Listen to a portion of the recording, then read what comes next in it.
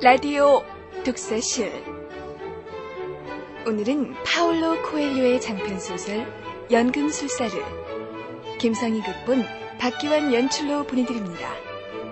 이 시간 진행해 김갑수 문화평론가입니다.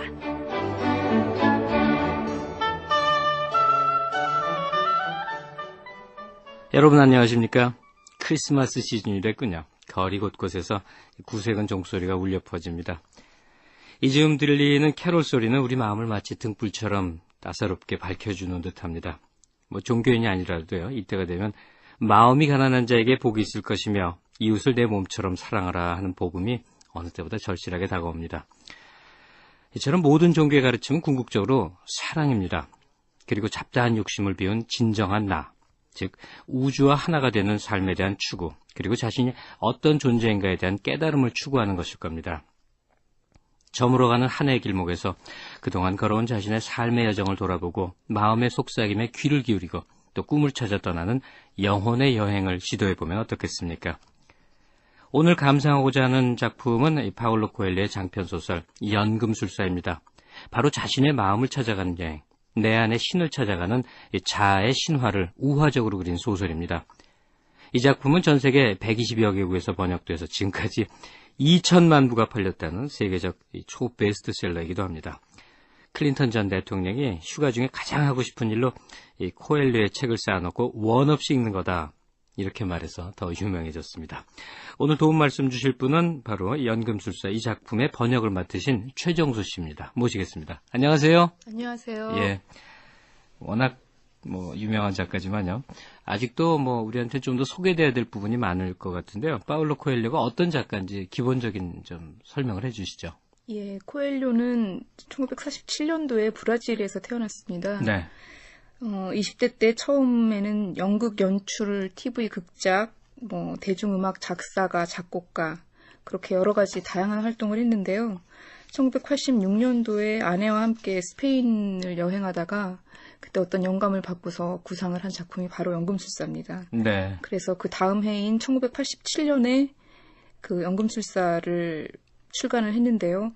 그 첫 작품이 곧바로 전 세계적으로 아주 화제가 되면서 단번에 아주 세계적인 작가 자리에 올랐죠. 예. 그 이후로 많은 작품을 발표했는데 피에트라 강가에 앉아 나는 울었노라, 베로니카 죽기로 결심하다, 악마와 미스 프랭 등등 발표하는 작품마다 엄청난 반향을 불러일으키면서 아주 전 세계 독자들의 큰 사랑을 받고 있죠. 예, 몇몇 작품은 귀에 있기도 한데 이 연금술사에게 이 데뷔작이었군요. 예. 자, 이 작품 안에 이제 들어가서 우리가 느껴야 되겠지만요. 이 작품 안에 보면 기독교, 유대교, 이슬람, 불교, 여러 종교가 두루 녹아있는 듯한 느낌을 줍니다. 코엘료의 연보를 보니까 유네스코의 영적 집중과 상호 문화 교류 프로그램에 자문위원으로 있다, 이렇게 되어 있거든요. 네. 아무래도 이 종교적인 관심사, 다채로운 관심사가 있을 것 같은데 이에 대한 좀 소개를 부탁드립니다. 예, 코엘료라는 작가는 기본적으로 그 사람의 정신세계에 대한 지대한 관심을 갖고 있는 작가 같습니다. 네. 어느 인터뷰에서 본 기억이 있는데, 나는 개인적으로 독실한 가톨릭 신자지만 가톨릭 작가는 아니다라고 말한 적이 있습니다. 예. 그러니까 자기의 작품 세계에서 추구하고 있는 것은 그 누구나 자기 인생에 자아의 신화를 갖고 있고 또 그것을 이루기 위해서 사람들이 그 해나가는 어떤 영적인 모험, 그런 것들이 자기의 문학의 주제란 얘기인데, 그런데 아무래도 인간의 정신이나 영적 세계에 접근을 하다 보면 불가피하게 종교가 나오지 않을 수 없을 것이고, 예. 그러다 보니까 작품 속에 종교성이 많이 드러나게 된 것 같아요. 이 작가의 단편들을 보면은 그 동양의 그 불교나 도교 사상 같은 것들이 많이 드러나 보이는 그런 작품들도 많이 있거든요. 예. 그런 것들을 보면은 아주 동양의 정신에 대해서도 많이 관심을 가지고 있는 것 같아요. 작품 제목이기도 하고 핵심어라고 할 수 있는 그 영혼의 연금술, 이거 어떻게 우리가 이해해야 될까요? 예, 연금술에 대해서는 다들 아시고 계실 텐데요. 그 금속을 가공해서 금을 만들어내는 게 연금술이지 않습니까? 네. 정말 아무런 가치 없는 평범한 금속이 아주 값비싼 보물인 금으로 바뀐다는 건데요. 실제로 가능한 건 아니고 이제. 네, 그렇죠. 고대로부터의 믿음. 예, 이제 그런 노력들을 고대 사람들이 많이 해왔다는 그런 얘기인데, 그거를 상징적으로 본다면 어떻게 보면은 굉장히 어떤 영혼이라는 말을 붙여서요. 영혼의 연금술이라고 말한다면 물질을 조절할 수 있는 정신의 힘이라고나 할까요? 네. 말하자면 육체에서 의식으로 또 의식에서 어떤 영적 차원으로 승화할 수 있게 해주는 말하자면 어떤 영혼의 불멸성 같은 거에 도달할 수 있게 해주는 그런 기술을 가리켜서 영혼의 연금술이라고 말하고 있지 않나 싶습니다. 예. 좀 어려운 얘기죠? 작품이 워낙 그렇다 보니까 예. 우리가 좀 관념적인 상황 속에 우리가 돌입했는데요. 그렇다면 구체적인 작품 드라마로 접하고 나서 또 마저 얘기하도록 하겠습니다. 작품 감상하시죠.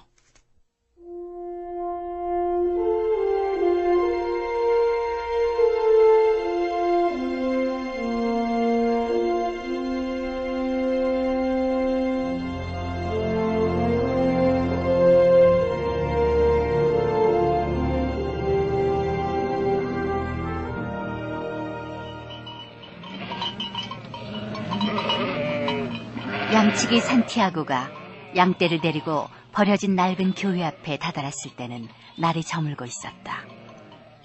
지붕은 무너진 지 오래였고 성물 보관소 자리에는 커다란 무화과 나무 한 그루가 서 있었다. 그는 그곳에서 하룻밤을 보내기로 했다. 그는 막 다 읽은 책을 베개 삼아 자리에 누워 잠이 들었다.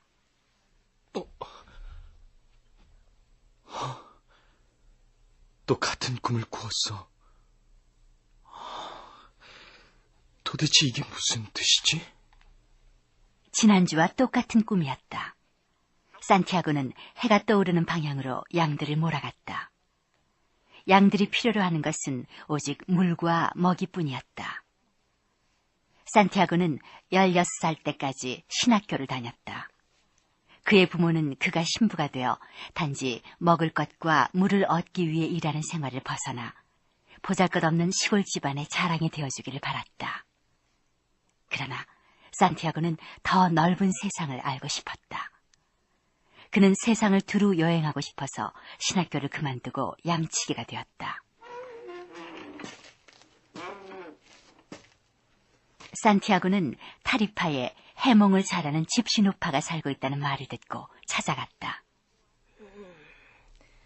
꿈을 풀이해달라고 왔다고?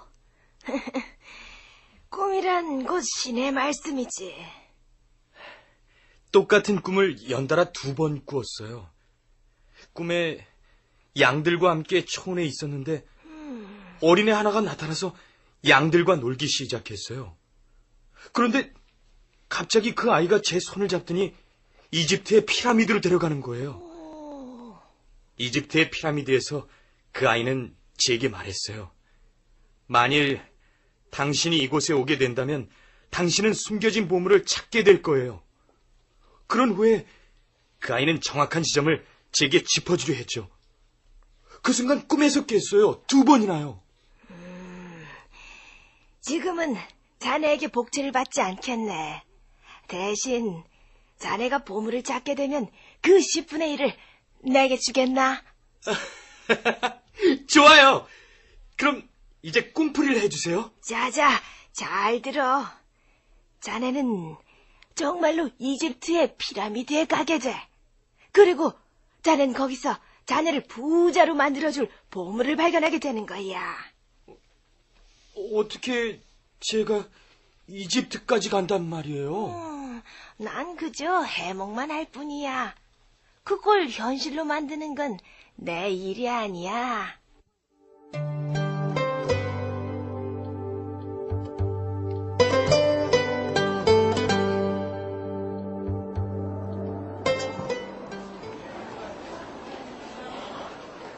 산티아고는 잔뜩 실망한 채 광장으로 걸어갔다. 꿈 따위는 다시는 믿지 않으리라 결심했다. 그가 타리파의 신부로부터 구한 책을 읽고 있을 때 한 노인이 옆에 와 앉았다. 무슨 책을 읽고 있나? 예? 직접 보세요.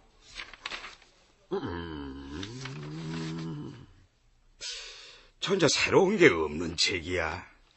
자기 몫의 운명을 받아들일 수밖에 없는 인간의 무력함에 대해 이야기하고 있어. 가장 터무니없는 사기를 치고 있는 거지. 영감님은 어디서 오셨어요? 아주 여러 곳에서. 이보게, 나는 살렘의 왕이라네. 예? 내 이름은 멜키세덱일세. 근데 자네는 양을 몇 마리나 가지고 있나? 필요한 만큼 가지고 있습니다. 자네가 가진 양의 10분의 1을 내게 주게. 그러면 보물을 찾아가는 길을 자네에게 가르쳐 주겠네. 노인은 허리를 굽혀 나뭇가지로 광장의 모래 위에 글씨를 쓰기 시작했다. 놀랍게도 노인이 쓴 것은 산티아고의 아버지와 어머니 이름이었다. 그리고 어린 시절의 장난들, 누구에게도 말할 수 없었던 기억들도 거기 광장의 모래 위로 떠올랐다. 아니, 어떻게 이걸 아십니까? 그리고 어째서 왕께서 양치기와 더불어 이야기하십니까? 이유야 많지. 중요한 것은 자네가 자아의 신화를 이룰 수 있게 되었다는 걸세. 자아의 신화라고요? 그게 무슨 뜻이죠? 그건 자네가 항상 이루기를 소망해오던 바로 그것일세. 우리들 각자는 젊음의 초입에서 자신의 자아의 신화가 무엇인지 알게 되지. 그 시절에는 모든 게 분명하고 모든 게 가능해 보여. 그래서 젊은이들은 그 모두를 꿈꾸고 소망하기를 주저하지 않는다네. 하지만 시간이 지남에 따라 알 수 없는 어떤 힘이 그 신화의 실현이 불가능하다는 걸 깨닫게 해주지. 알 수 없는 어떤 힘? 그건 나쁘게 느껴지는 기운이지. 하지만 사실은 바로 그 기운이 자아의 신화를 실현할 수 있도록 도와준다네.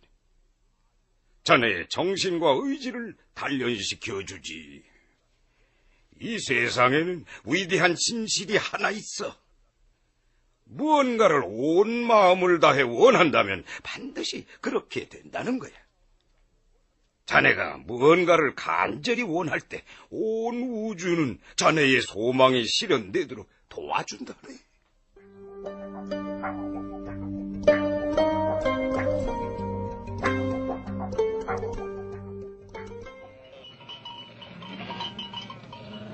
다음 날 정오, 산티아고는 양 6마리를 데리고 노인을 만나러 광장으로 갔다. 제 친구가 제 양들을 모두 샀어요. 자긴 줄곧 양치기를 꿈꿔왔다면서요. 항상 그런 거라네. 그것을 은혜의 섭리라고 부르지. 만약 자네가 처음으로 카드놀이를 한다고 치세, 자넨 틀림없이 따게 돼. 그게 바로 초심자의 행운이라는 거지.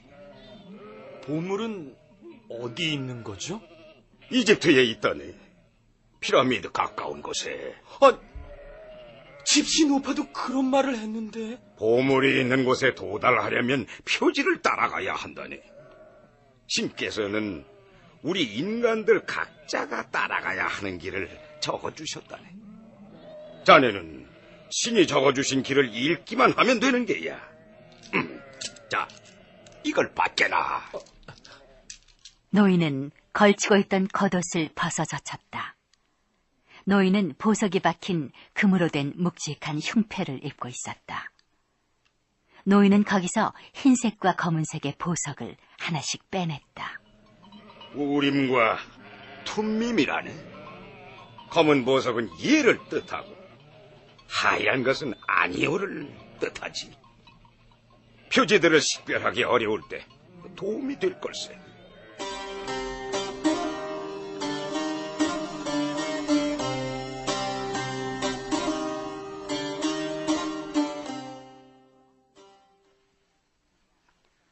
배를 타고 아프리카로 건너온 지 불과 몇 시간도 지나지 않았지만 산티아고가 본 것은 많았다.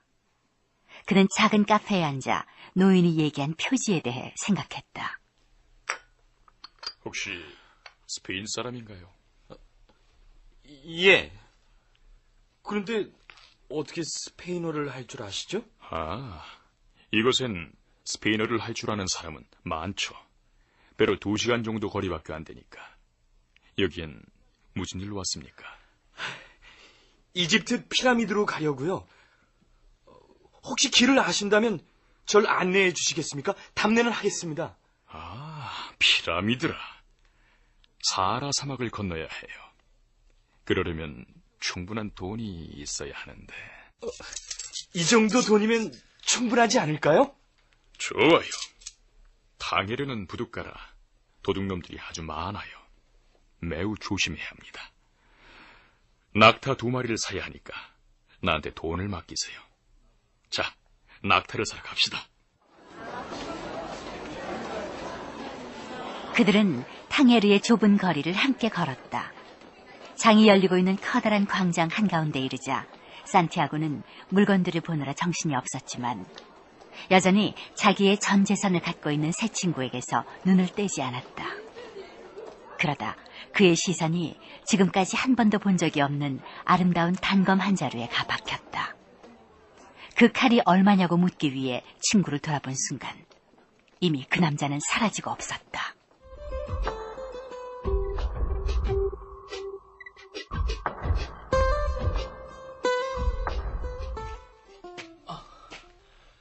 저 주인이신가요? 원하신다면 이 그릇들을 닦아드리겠습니다. 품삯으로는 먹을 것만 주시면 됩니다. 산티아고는 탕헤르의 어느 크리스탈 가게 주인에게 말을 건넸다. 배낭 속에는 겉옷 한 벌이 들어있었다. 사막에서는 더 이상 필요 없는 것이었다. 그는 겉옷을 꺼내 그릇들을 닦았다.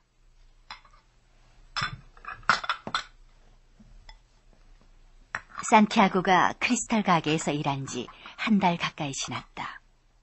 그는 그릇 하나를 팔 때마다 적지 않은 판매 수당을 받았고 조금씩 돈도 모을 수 있었다. 장사가 아주 잘 되고 있었다. 자넨 무엇 때문에 피라미드를 찾아가려는 건가? 사람들이 늘 그곳에 대해 말하기 때문이죠. 예언자 마호메트께서는 코란을 주시면서 죽는 날까지 우리가 지켜야 할 5가지 계율을 부과하셨지. 그중 중요한 건 신은 오직 한 분뿐이라는 거야. 나머지 계율은 하루에 5번 기도하라는 것, 라마단 기간엔 금식하라는 것, 가난한 이들에게 자비를 베풀라는 것이네. 마지막 5번째 계율은 무엇입니까? 모든 이슬람 신도들이 지켜야 할 5번째 의무는 여행일세. 우린 일생에 적어도 한 번 성지 메카로 순례 여행을 해야 한다네. 그런데 아저씨는 왜 지금이라도 메카에 가지 않는 거죠? 왜냐하면 내 삶을 유지시켜주는 것이 바로 메카이기 때문이지.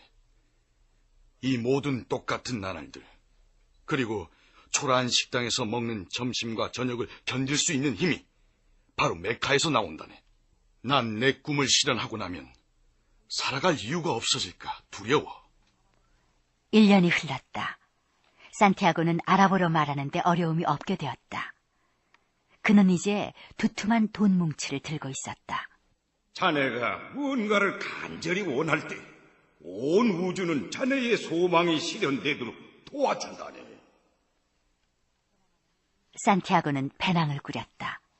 배낭 안에는 늙은 왕이 준 검은 보석과 하얀 보석인 우림과 툼밈이 들어있었다.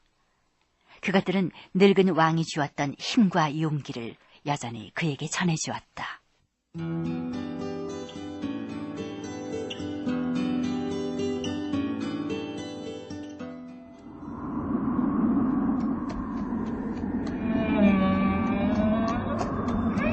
산티아고는 대상들과 함께 동쪽으로 움직였다. 처음엔 고함 소리며 울음소리 등으로 어수선했으나 며칠이 지나자 사막에는 끝없는 바람 소리와 침묵, 그리고 짐승들의 발굽 소리만 들릴 뿐이었다. 어느 날 한 낙타몰이꾼이 산티아고에게 말했다. 난 엘카이롬 근처에서 농사를 지으며 살았어. 그러던 어느 날 나일강이 범람한 거요. 그 홍수에 난 내가 가진 모든 걸 잃고 말았다오. 그래서 낙타몰이꾼이 된 거지. 하지만 난 그 일을 통해 알라의 가르침을 이해할 수 있었어. 우리 인간들이 두려워하는 것은 목숨이나 농사일처럼 우리가 현재 갖고 있는 모든 것을 잃는 일이라는 것.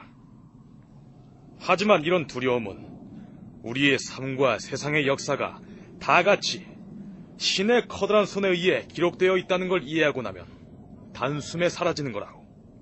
마크투! 아, 크리스탈 상인도 그런 말을 하더군요. 모든 건 이미 기록돼 있다라는 뜻의 알아보죠?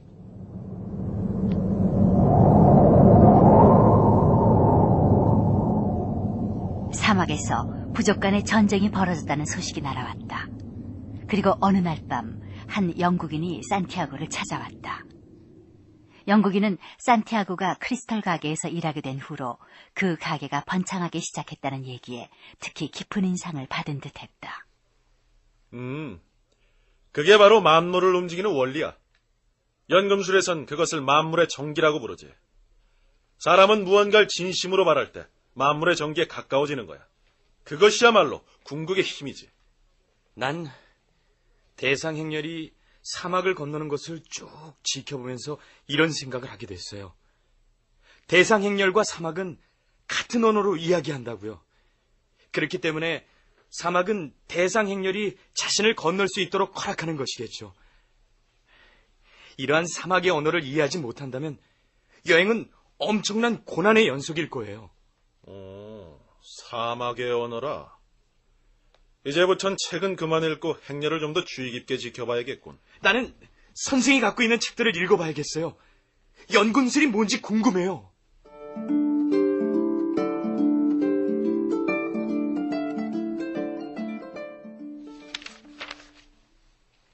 아주 기이한 책이었다. 수은과 소금, 용과 왕에 대해 말하고 있었지만 산티아고는 아무것도 이해할 수 없었다. 그러나 그가 가장 흥미를 느낀 책은 유명한 연금술사들의 이야기가 담긴 책이었다. 그들은 실험실에서 금속을 정지하는데 전 생애를 바친 사람들이었다. 연금술사들은 어떤 금속을 아주 오랜 세월 동안 가열하면 그 금속 특유의 물질적 특성은 전부 발산되어 버리고 그 자리에는 오직 만물의 정기만이 남게 될 것이라고 믿었다. 바로 그 최종 물질을 위대한 업이라고 부르지. 액체로 된 부분은 불로장생의 묘약이고 고체로 된 부분은 철학자의 돌이라고 불러.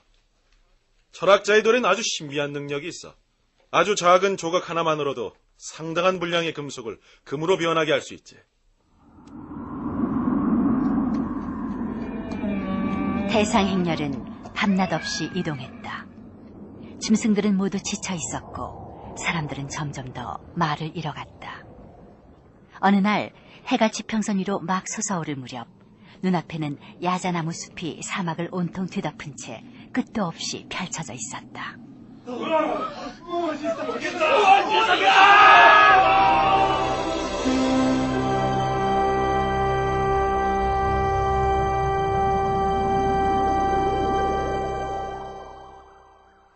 새로 도착한 대상행렬은 곧장 알파이움의 부족장들 앞으로 안내되었다. 이 오아시스에는 300여 개의 우물과 5만여 그루의 야자나무가 있고 종려나무 숲 한가운데에는 알록달록한 천막들이 흩뿌려진 듯 점점이 박혀 있었다. 대상의 인솔자는 부족 간의 전쟁이 끝날 때까지 그곳에 머물게 되었다는 것과 모든 무기를 거두어 맡겨야 한다는 규칙을 얘기했다. 산티아고, 내가 만나려는 연금술사는 바로 이 오아시스에 살고 있어. 같이 좀 찾아보자고. 나보다 아랍어를 잘하는 네가 좀 사람들에게 물어봐줘. 실례합니다, 부인. 연금술사가 이 오아시스 어디쯤 살고 있는지 아십니까? 우물에 물길러 나온 부인들은 연금술사 얘기는 한 번도 들어본 적이 없다고 했다. 실망에 빠져 발걸음을 돌리려던 순간 한 처녀가 나타났다. 그녀의 검은 눈동자를 보는 순간 시간은 멈춘 듯했고 만물의 전기가 산티아고의 내부에서 끌어올라 소용돌이 치는 듯했다. 그것은 사랑이었다. 마크투, 모든 건 이미 기록돼 있어. 뭐해, 산티아고? 어서 저 아가씨에게 물어봐. 예. 아가씨. 이름이 뭐죠? 파티마라고 해요. 어서 물어봐. 연금술사, 병을 치유해주는 사람에 대해 혹시 아십니까? 그분 세상의 비밀을 알고 있는 사람이죠. 저기 남쪽 끝에서 살아요. 영국인은 연금술사를 찾아 떠났다. 다음 날에도 산티아고는 파티마를 만나기 위해 우물가로 갔다. 파티마, 당신에게 할 말이 있어 왔어요. 내 아내가 돼줄 수 없겠습니까? 당신을 사랑합니다. 여기서 매일 그대를 기다리겠습니다. 나는 피라미드 가까이 어딘가에 있는 보물을 찾기 위해 사막을 건너왔어요. 용사라면 누구나 자신의 보물을 찾으러 가죠. 그리고 사막의 여자들은 자신들의 용사를 자랑스러워한답니다. 그날 이후 산티아고는 하루도 빠짐없이 파티마를 만나러 우물가로 갔다. 그는 자신의 지난 삶을 들려주었다. 당신은 나에게 만물의 정기와 만물의 언어 같은 아름다운 것들을 가르쳐 주었어요. 이 모든 것들이 조금씩 나를 당신의 일부분으로 느끼게 해주는군요. 실은 아주 오래전부터 이 우물가에서 당신을 기다려왔어요. 내 과거, 내가 지켜야 하는 전통, 사막의 남자들이 기대하는 여자들의 몸가짐 같은 건 잊었어요. 어렸을 때부터 난 사막이 내게 최고의 선물을 가져다 주기를 꿈꿔왔어요. 그리고 마침내 그 선물을 받았죠. 바로 당신이에요. 난 당신 꿈의 일부이고 당신이 자주 얘기하는 자아의 신화의 일부이기도 해요. 바로 그렇기 때문에 당신이 여행을 계속하길 원해요. 사막의 모래 언덕은 바람에 따라 변하지만 사막은 언제나 그 모습 그대로랍니다. 우리의 사랑도 사막과 같을 거예요.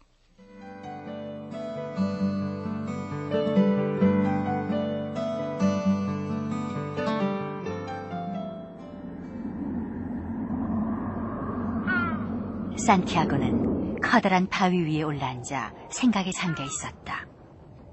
갑자기 무언가 머리 위에서 움직이는 것을 느꼈다. 하늘 높이 매 한 쌍이 날고 있었다. 그는 2마리 매와 그들이 하늘을 날며 그리는 형상을 지켜보았다. 갑자기 매 한 마리가 급강하했다. 바로 그 순간 그는 짧고도 갑작스런 어떤 환상을 보았다. 군대가 칼을 빼들고 오아시스로 쳐들어가는 광경이었다. 언제나 표지들을 따라가게. 산티아고는 오아시스 한가운데 세워진 부족장의 커다란 천막으로 달려갔다. 그는 8명의 부족장에게 그가 본 표지를 얘기했다. 족장들 사이에 격렬한 토론이 이어졌다. 부족장 회의가 끝나자 가운데 자리에 앉아있던 노인이 입을 열었다. 오아시스에선 무기를 지녀서는 안 된다는 협정이 있지만 우린 내일 그 협정을 깰 생각이야. 적군 10명이 죽을 때마다 자넨 금화 1개씩을 받게 될 것이네. 하지만 무기를 쓸 일이 없게 된다면 그 무기는 한 사람을 위해 쓰일 거야. 바로 자네 말일세.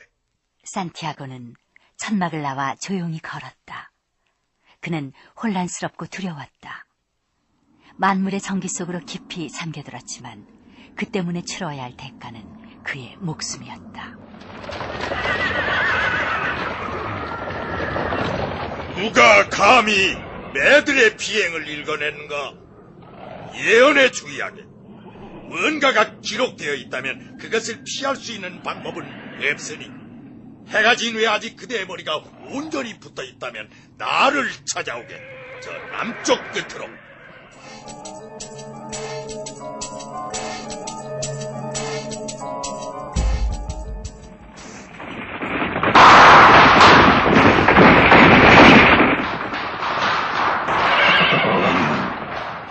다음 날 말을 탄 500명의 병사들이 오아시스 북쪽으로 쳐들어갔다. 야자나무 숲에 숨어있던 오아시스의 남자들이 일시에 사막에서 온 병사들을 에워쌌다. 전투는 완전히 오아시스의 승리였다. 최고 족장은 산티아고에게 금화 50개를 주었다. 밤이 되자 산티아고는 오아시스 남쪽 끝에 살고 있는 연금술사를 만나러 갔다.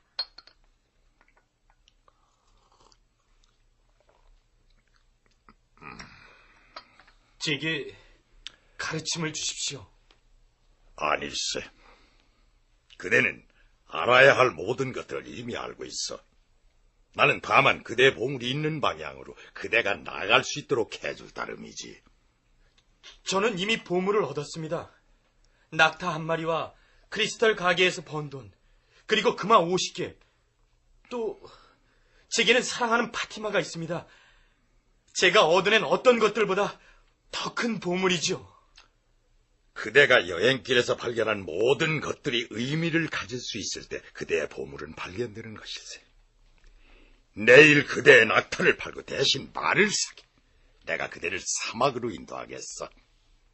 산티아고는 오아시스를 떠나야 한다는 생각에 밤을 하얗게 지새웠다. 동특이 2시간 전에 그는 파티마를 만나러 갔다. 난 떠납니다.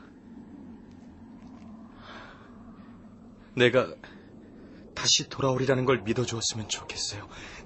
내가 그대를 사랑한 것은... 아무 말도 하지 말아요. 사랑하기 때문에 사랑하는 것일 뿐 사랑의 이유는 없어요. 두 사람은 서로를 끌어안았다. 산티아고는 파티마의 두 눈에 가득 고인 눈물을 보았다. 울고 있어요? 난 사막의 사람이에요. 하지만 그보다 먼저 여자이니까요.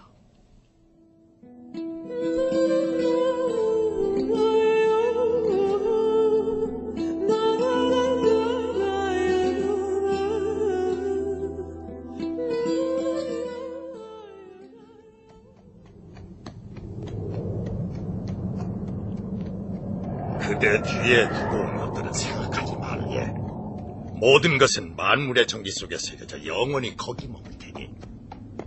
꼬박 일주일 동안 그들은 침묵에 잠긴 채 길을 갔다. 여행 7째 날 밤, 연금술사는 평소보다 일찍 야영 준비를 했다. 이제 그대의 여행도 곧 끝날 것이네. 자아의 신화를 쫓아 여기까지 온 것을 축하하네. 어째서 스승님을 연금술사라고 부르는 걸까요? 내가 연금술사이기 때문이지. 그렇다면 금을 만들려다 실패한 다른 연금술사들은 뭐가 잘못되었던 거죠? 그들은 단지 금만을 구했네. 자아의 신화, 그 보물에만 집착했을 뿐 자아의 신화를 몸소 살아내려고는 하지 않았지. 난 내 아버지의 아버지로부터 연금술을 배웠고 내 아버지의 아버지는 다시 아버지의 아버지로부터 배웠고 이렇게 태초로 거슬러 올라가네. 그 시절 위대한 업은 에메랄드 판의 단순 명료하게 기록될 수 있었어. 에메랄드 판에는 무엇이 쓰여 있나요? 연금술사는 모래 위에 그림을 그리기 시작했다. 아, 암호군요. 제가 에메랄드 판을 이해하려면 어떻게 해야 하죠? 그대의 마음에 귀를 기울이게. 그대의 마음이 모든 것을 알 테니. 그대의 마음은 만물의 전기에서 태어났고 언젠가는 만물의 전기 속으로 되돌아갈 것이니.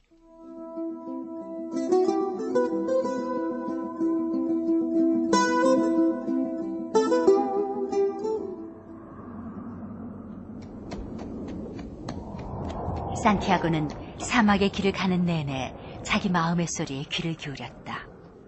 그러자 두려움이 가시고 되돌아가고 싶은 생각도 사라졌다. 어느 날 오후 마음이 이제는 행복하다고 그에게 말해주었다.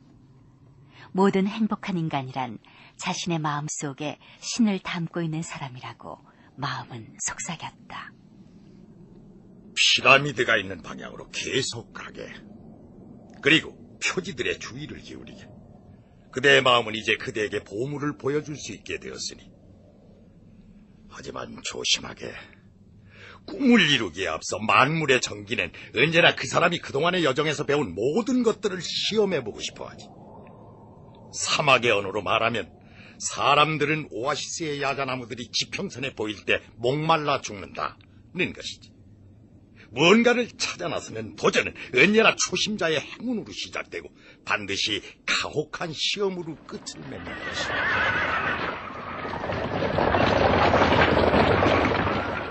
갑자기 모래 언덕에서 수백 명의 병사들이 나타났다. 어느 정도 떨어진 거리에서도 그들의 눈은 그들 영혼의 힘을 보여주고 있었다. 그들의 눈빛이 말하는 것은 바로 죽음이었다. 산티아고와 연금술사는 부근에 있는 군대 주둔지로 끌려갔다. 너희들은 분명히 첩자들이야. 우린 길을 가는 나그네일 뿐이요. 사흘 전 너희가 적진이는 걸 보았다. 그때 너희는 적군과 이야기를 나누고 있었어. 너희는 뭘 하는 사람들이냐? 연금술사요. 자연의 힘을 아는 연금술사. 이 친구는 자신의 비상한 능력을 장군에게 보여주길 바라고 있어. 이방인이 이 낯선 땅에 무엇하러 왔나? 그대들의 부족에게 바칠 돈을 가져왔소이다.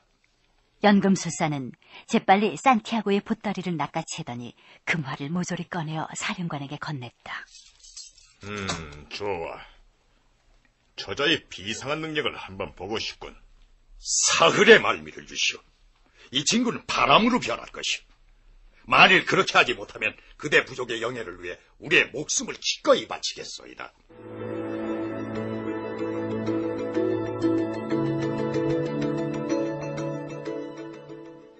막사로 나온 산티아고는 겁에 질려 온몸이 얼어붙어버릴 지경이었다.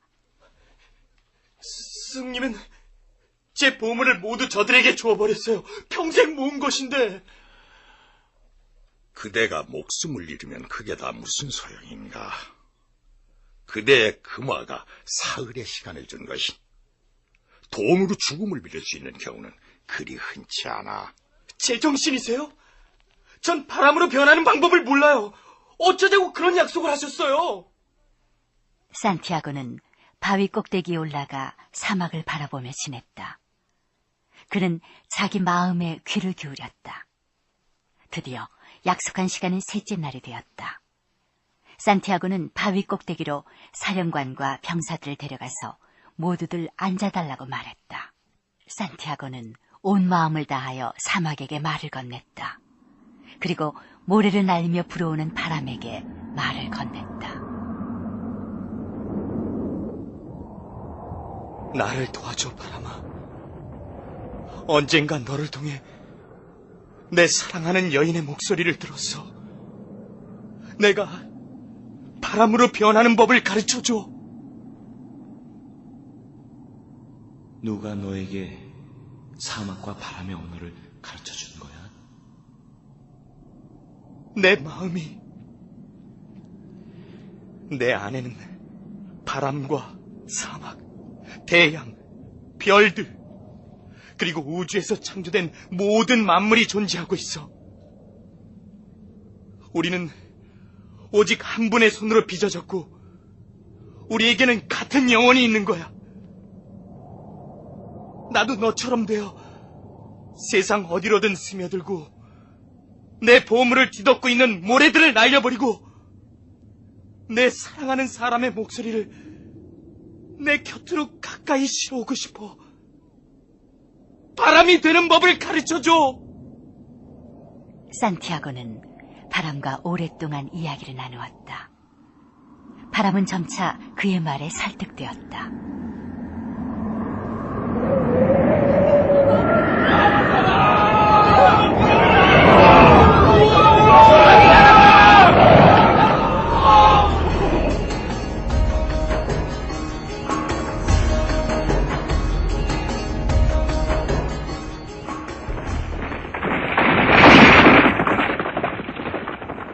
드디어 그들은 사막을 건넜다.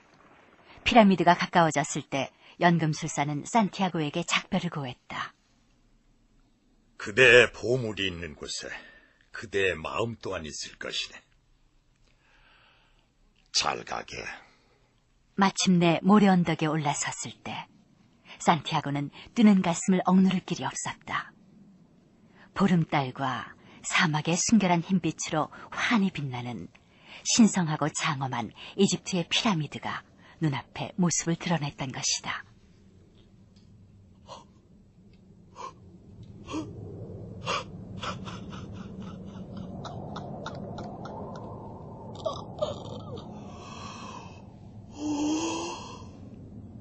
드디어 왔습니다.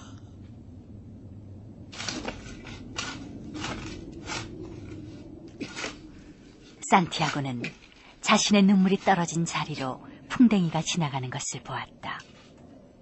이집트에서는 풍뎅이가 신의 상징이라는 말을 들은 기억이 났다.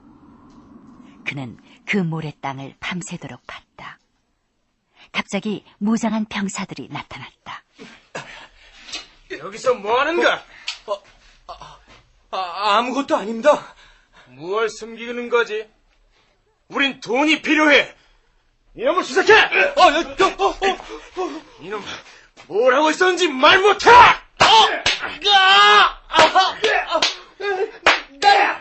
난 보물을 찾고 있었어요! 그들은 구덩이를 파헤쳤다. 그러나 아무것도 나오지는 않았다. 그러자 산티아고의 몸을 뒤져 금조각을 빼앗았다. 혼절하듯 모래 위에 쓰러진 산티아고에게 우두머리가 말을 던졌다. 지금 네가 쓰러져 있는 바로 그 자리에서 나 역시 2년 전쯤 같은 꿈을 2번 꾼 적이 있지. 꿈속에 스페인의 어떤 평원을 찾아갔는데 거기 다 쓰러져가는 교회가 하나 있었어. 근처 양치기들이 양떼를 몰고 와서 종종 잠을 자던 곳이었지. 그가 성물 보관소에는 무화과나무 한 그루가 서 있었어. 나무 아래를 파보니 보물이 숨겨져 있지 않겠어? 하지만 이봐, 그런 꿈을 되풀이해서 꿨다고 해서 실제로 사막을 건널 바보는 없어. 명심하라고.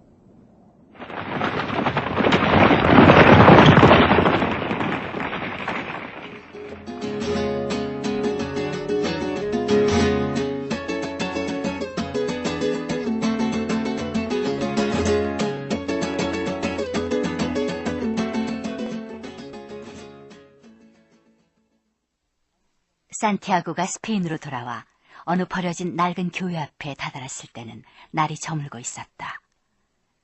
무화과 나무는 여전히 성물 보관소 자리에서 자라고 있었다.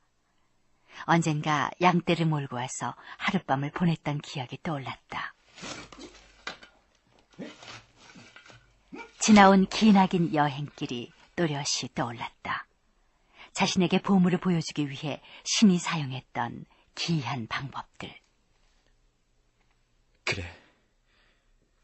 하지만 내가 지나온 길에는 곳곳에 표지들이 숨겨져 있었어. 덕분에 난 실패하지 않을 수 있었던 거야.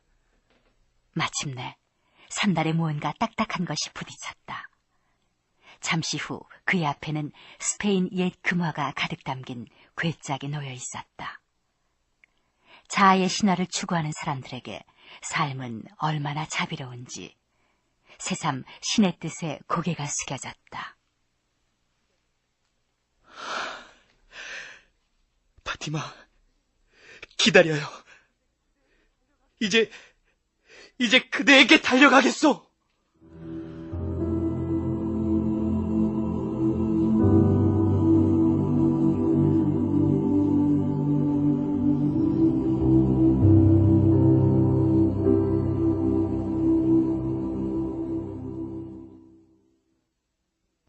예, 연금술사 작품 감상하셨습니다. 자, 산티아고가 보물을 찾아서 사막을 건너가는 긴 여정. 이게 내 안의 신을 찾고자 합의라는 과정으로 이렇게 비유가 되어 있는데요. 이 안에 이제 이 작품 속에 여러 인물이 나옵니다만 현실 안주하는 유형도 있어요. 예. 뭔가 추구하는 것보다 그 유형들과 더불어서 어떤 의미를 갖는지 좀 소개를 부탁드릴게요. 예, 그런 인물들로 뭐 팝콘 장수라든가 크리스탈 가게 상인들이 등장을 하는데 어떻게 보면은 우리 주변에서 볼 수 있는 굉장히 평범한 인물들이죠. 그냥 네. 자기 생업에 종사하면서 하루하루 먹고 사는데 신경 쓰면서 잠들고 그런 사람들. 저 같은 사람이요. 예, 저도 그런 사람인데요. 네. 뭐 누구나 다 마찬가지지만 저 개인적으로는 양치기 같은 사람은 자기의 꿈을 추구하기를 포기하지 않고 끝까지 노력하는 사람이고 팝콘 장수나 크리스탈 가게 상인은 꿈을 잊어버리고 눈앞의 현실에만 안주하는 사람이다. 이렇게 이분법적으로 보고 싶지는 않습니다. 그렇게 그럴 필요는 없고. 예, 그걸 그렇게 보는 거는 조금 어폐가 있는 것 같고 우리 주변에 보면은 뭐 생업에 종사를 하면서도 어떤 자기의 크든 작든 자기의 꿈을 포기하지 않고 계속 기억하고 하나씩 조금씩 이루어 나가는 사람들이 많이 있거든요. 예. 이런 인물들을 등장을 시킨 거는 물론 현실이라는 것이 때로는 굉장히 힘들기도 하고 사람이 하고자 하는 거를 포기하게도 만들고 하지만 현실 때문에 꿈을 바라보려고 했던 그 눈을 아예 닫아버리지는 말자. 그런 말을 하고자 했던 것이 아닌가 싶습니다. 이 작가가요. 자아의 신화를 찾자. 예. 그렇죠. 구체적인 어떤 행동으로 할 수 있는 사람은 사실 어차피 소수인 것이고 마음속에 내 안에 담긴 신을 찾는 행위라는 건 소중한 것이다. 작품 속에 보면 그 아랍어 마크 투비라는 말이 나오거든요. 마크 투. 네. 모든 것이 신의 손에 의해서 미리 기록되어 있다. 이거 좀 마음속에 담아둘 말인 것 같은데 마크 투. 좀 설명을 해주시면요. 예. 이 마크 투비라는 말은 그건 내가 하는 말이 아니라 이미 기록되어 있는 말이다. 그래서 기록되어 있다는 건 어떤 성전이라든가 어떤 신의 뜻 그런 거를 의미하는 거겠죠. 네. 혹은 뭐 어차피 그렇게 될 일이다 그런 뜻이라고 합니다. 그러니까 우리들이 많이 알고 있는 말 중에 인샬라라는 말도 있는데 예. 예를 들어서 내일 만납시다 하고서 인샬라 하고 덧붙이면 내일 만날 수도 있고 그러지 않을 수도 있지만 신께서 원하신다면 만날 것이다. 그런 뜻이라고 하죠. 네.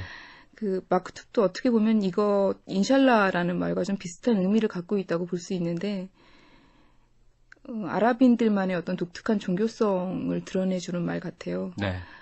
모르는 사람이 들을 때는 좀 무책임한 말로도 들릴 수 있는데. 근데 뭐 팔자소관이라 하는 우리 전통적인 관념하고도 또 다 있는 게 아닐까 하는 생각도 드네요. 있지요. 예. 예. 오늘 꽤 어려운 작품, 또 생각하기에 따라서 의미가 무한대로 확장될 수 있는 이 코엘료의 작품 연금술사 번역 맡으신 최정수 씨가 친절한 안내해 주셨습니다. 말씀 감사합니다. 예, 감사합니다. 자, 오늘 감상한 소설 연금술사는 풍부한 상상력과 영혼의 환상적 여행으로 인도하는 그 은유 또 깊은 통찰이 우리 가슴을 울립니다. 많은 잠언들이 빛을 발하고 있습니다만 다음의 구절을 기억해 보도록 하죠. 자아의 신화를 이뤄내는 것이야말로 이 세상 모든 사람에게 부과된 유일한 의무지. 자네가 무언가를 간절히 원할 때 온 우주는 자네의 소망이 실현되도록 도와준다네. 예, 이 꿈을 잃지 말고 살아야 되지 않겠나. 한 해를 보내는 길목에서 그 꿈의 실현을 의미하는 영혼의 연금술에 대해 생각해보는 휴일 되기를 바랍니다. 지금까지 진행의 김갑수였습니다. 출연 김승준, 김영식, 황원, 유호한, 윤동기, 신찬혁, 전숙경, 임주현, 진웅, 김대중, 이광수, 곽윤상, 최창석.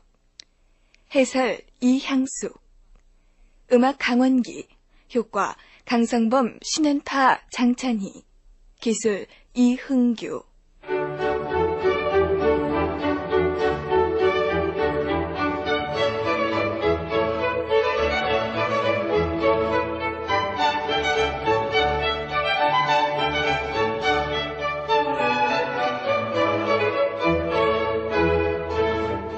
라디오 독서실. 오늘은 파울로 코엘료의 장편소설 연금술사를 김성희 극본, 박기환 연출로 보내드렸습니다.